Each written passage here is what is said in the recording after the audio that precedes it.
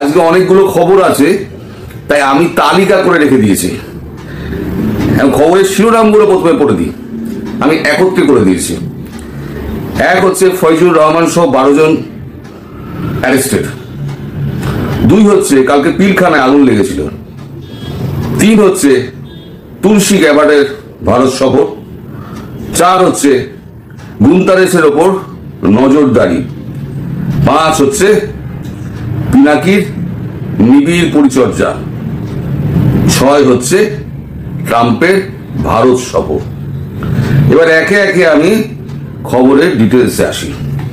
এই খবর যেগুলো পাওয়া গেছে প্রত্যেক কটাই কিন্তু কোনো লোক মুখে শোনা নয়, সব ভারতীয় এজেন্সির কাছ থেকে পাওয়া খবর। প্রথমেই আপনাদের বলে দিচ্ছি, ফলে এতদিন যে সমস্ত রটনা ফটনা হচ্ছিল সেগুলো এখন একটা কনফার্মেশন পাওয়া যায়। যেমন ফয়জুর রহমান আইএসআই পন্থী, জামাতি, হিজবুতি, যিনি কু করার চেষ্টা করেছিলেন, পরশুদিন গভীর রাতে তাকে অ্যারেস্ট করা হয়েছে। গভীর রাতে, তার আগে গৃহবন্দী ছিলেন। তার সঙ্গে 12 জনকে অ্যারেস্ট করা হয়েছে।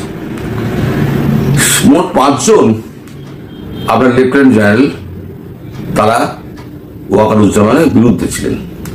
তাদের মধ্যে ফয়জুর একজন, আরো একজন আছে, তার নামটা আমি জানতে পারিনি, তাকেও অ্যারেস্ট করা হয়েছে। এবং বাকি যে 2 জন, সে 2 জনের নামও জানতে পারিনি। একজন আছেন কুয়েতে অ্যাম্বাসেডার হয়ে, লেফটেন্যান্ট জেনারেল, তিনি বাংলাদেশের কুয়েতের অ্যাম্বাসেডার, বাংলাদেশের অ্যাম্বাসেডার, তাকে ফিরিয়ে আনার চেষ্টা করা হচ্ছে। এবং কালকে পরশুদিন অ্যারেস্ট করার পর কালকে একটা বড় আগুন লাগে পিলখানাতে, যে খবরটা একেবারেই চেপে রাখা হয়। তারপর যখন খবরটা 2-1 জায়গায় প্রকাশ হয়, তখন বলা হয় যে এটা শর্ট সার্কিট থেকে হয়েছে। আচ্ছা, সেনাবাহিনীর তো নিজস্ব আপনার ফায়ার সিস্টেম আছে। 2.5 ঘন্টা ধরে কিন্তু পিলখানার ওই নির্দিষ্ট ব্লকটি জ্বলে। পুরো ভস্মীভূত হওয়ার পর তারপর নেভানোর কাজ হয়। 2.5 ঘন্টা ধরে পুরো গান পাউডার কিছু দিয়ে আগুন ধরিয়ে দেওয়া হয়েছিল। তো এই মানে ভেতরে কি হয়েছে আদৌ সেটা জানা যাচ্ছে না। আর এই 12 জনের ভাগ্যে কি জুটেছে সেটাও কিন্তু খুব একটা পরিষ্কার নয়। এমনও হতে পারে, মানে এটা আমি বলছি, এমনও হতে পারে, আশঙ্কা করা হচ্ছে ওই বিল্ডিং এ 12 জনকে ঢুকিয়ে দিয়ে মৃত অবস্থায় তাদেরকে বিল্ডিংটা জ্বালিয়ে দিয়ে তাদের লাশ পর্যন্ত গায়েব করে দেওয়া হতে পারে, এই একটা খবর। সুতরাং সেনাবাহিনীর পুরো কন্ট্রোল এখন ওয়াকারুজ্জামানের হাতে। যে কোনো দিন, যে কোনো মুহূর্তে, আজকে 1 ঘন্টা বাদে হতে পারে, 3 দিন বাদে হতে পারে, তিনি পুরো ক্ষমতা দখল করবেন। এখন শুধু সেটা সময়ের অপেক্ষা। ক্ষমতা দখল হলে প্রথম কাজ হবে ডক্টর ইউনূসকে গ্রেপ্তার করা এবং তাকে কাস্টডিতে নেওয়া। আর বাকি যে সমন্বয়ক 2-4টে আছে, উপদেষ্টা যারা আছে, তাদেরকেও কাস্টডিতে নেওয়া। এটা দিয়ে প্রথম কাজ ওয়াকারুজ্জামান শুরু করবেন। কারণ দেশের মানুষ তাকে এত ভুল বুঝেছে। 5 তারিখে যে ঘটনাটা ঘটেছে, সেখানে সেনাবাহিনীর যা ভূমিকা ছিল, সে ভূমিকা কেন ছিল সে তো আপনারা জানেন।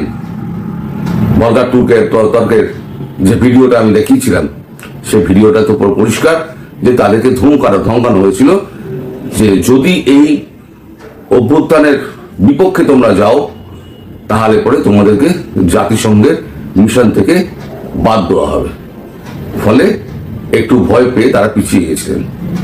এই লাস্ট যে সফরটা উনি করে এলেন ওয়াকারুজ্জামান, কঙ্গো, সেখানে মার্কিন CIA সংস্থার 2 জন এবং ভারতীয় সংস্থার 2 জন, না 1 জন রয়ের এবং 1 জন আইবির সেখানে উপস্থিত ছিলেন। সেখানে সমস্ত কথাবার্তা হয়ে যায়। তারপরে তিনি দেশে ফেরেন এবং দেশে ফেরার আগে তিনি খবর পেয়ে যান, যে কোনো মারফত তিনি খবর পেয়ে, তারও তো নিজস্ব লোকজন আছে যে এরকম একটা কু করার চেষ্টা করা হচ্ছে, ঢাকায় যদি উনি নামেন তাহলে পরে উনি অ্যারেস্ট হতে পারেন। ফলে উনি গতিপথ চেঞ্জ করে উনি চলে যান তেজগাঁওতে। ওখানে নেমে উনি প্রথমে একদম নিজস্ব সমস্ত প্ল্যান করে তারপরেতে উনি ঢোকেন। তারপরে যা কর্মকাণ্ড হওয়ার ধীরে ধীরে ধীরে ধীরে উনি মিটিং ফিটিং করে সমস্তটা নিজের পরে নিয়ে এসে তারপরে এই কাজটা করেছেন, যেটা আমি আগের ভিডিওতেই আপনাদের বলেছি কিভাবে কোথায় কখন মিটিং হয়েছে, কতক্ষণ মিটিং হয়েছে।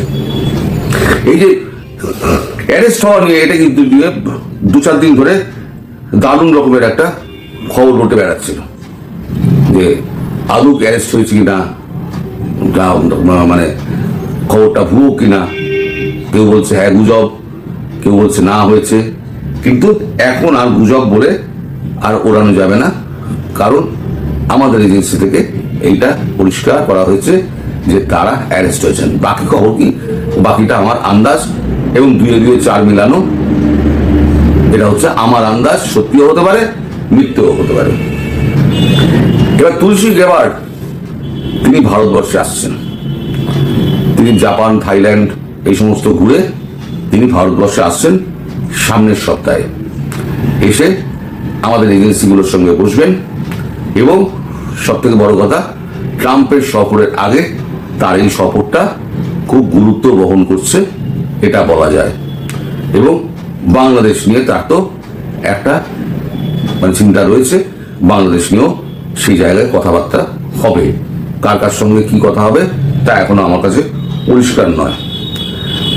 আচ্ছা, গুন্টারেসের ওপরেতে একটা নজরদারির ব্যবস্থা করা হয়েছে, কারণ গুন্টারেসকে আর বিশ্বাস করছে না। ভলগার তুর্কের ওই ঘটনাটা প্রকাশ হয়ে যাওয়ার পর এখন বাংলাদেশ সরকার, যারা অন্তর্বর্তী যে সরকার আছে সেই সরকারের কেউ আর গুন্টারেসকে আর কনফিডেন্সে দিতে পারছে না। ফলে গুন্টারেস যখন আসছেন তখন তার উপর বিমানবন্দর থেকে নামার পর থেকে যে 3 দিন উনি থাকবেন, সম্ভবত আজকে উনি 11 তারিখ আসছেন এবং 11, 12, 13 উনি থাকবেন। এই 3 দিন তিনি রোহিঙ্গাদের কাদের সঙ্গে কথা বলেন, কোথায় যান, কার কার সঙ্গে দেখা করেন, সমস্ত একেবারে খবর নেওয়ার জন্য নজরদারি লোক ঠিক করা হয়েছে। 5 হচ্ছে পিনাকি চক্রবর্তী। তিনি মানে হঠাৎ খুব অসুস্থ হয়ে পড়েছিলেন, এখন নাকি নিবিড় পরিচর্যার মধ্যে রয়েছেন। তার যে ভিডিওগুলো সেগুলো সমস্ত টাইম লাইন দিয়ে প্লে লিস্টে তোলা আছে। ফলে তিনি যে 7 দিন অসুস্থ থাকেন, তাহলে ওই প্লে লিস্ট অনুযায়ী ইউটিউব এর থেকে স্টুডিও থেকে ওগুলো আপলোড করা আছে, ওই অনুযায়ী ওগুলো সমস্ত চলে যাবে। সুতরাং পিনাকি ভট্টাচার্যের ভিডিও যদি আপনারা এখন দেখেন, আপনারা বলবেন ওই তো পিনাকির তো ভিডিও আসছে। আসলে প্লে লিস্টে এই সমস্ত টাইম লাইন ফিট করা আছে, ওই টাইম লাইন অনুযায়ী সেগুলো নিজে থেকেই সমস্ত আনলিস্টেড হতে আরম্ভ করবে।